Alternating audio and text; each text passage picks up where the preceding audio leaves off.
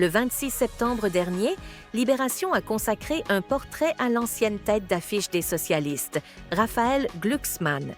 Si le politique de 44 ans peut compter sur le soutien de son entourage politique, il peut surtout compter sur celui de sa compagne, Léa Salamé, une alliée qui, comme l'ont précisé nos confrères, n'est pas toujours très tendre à son égard.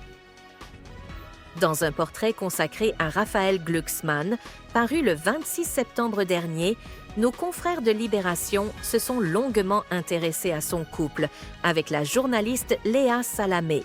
Si l'animatrice de Quelle époque a toujours fait en sorte de séparer son travail des ambitions politiques de son compagnon, elle s'impose pourtant comme une alliée de taille dans son entourage. « Léa est ma meilleure amie », a d'ailleurs confié le politique de 44 ans à son sujet.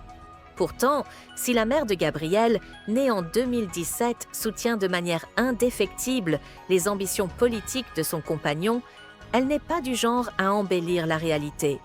Lorsqu'elle estime que son compagnon a fait une mauvaise prise de parole, elle n'hésite pas à le lui dire, quitte à lui faire des retours parfois bruts. « Eh oh, tu planes !» lui a-t-elle déjà fait remarquer. Ou encore « Tu as été naze !» Des remarques faites dans le cadre privé, qui ont été partagées par des proches du couple à Libération, qui peuvent paraître dures, mais qui ont pour but d'être constructives. Raphaël Glucksmann a rencontré Léa Salamé pour la première fois en 2015.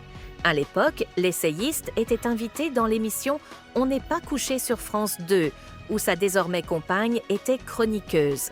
Selon Libération, toujours ce jour-là, Raphaël Glucksmann s'était montré tout troublé par la journaliste. C'est du moins ce qu'il avait confié à des proches, précisant qu'il avait fait la connaissance d'une femme connue et très différente de ses précédentes conquêtes. Ce n'est que quelque temps après leur rencontre, une fois leur relation de l'époque terminée, que les parents du jeune Gabriel ont enfin pu laisser place à leur amour. Depuis, ils vivent leur idylle loin des regards indiscrets et ne s'expriment sur le sujet qu'à de très rares reprises.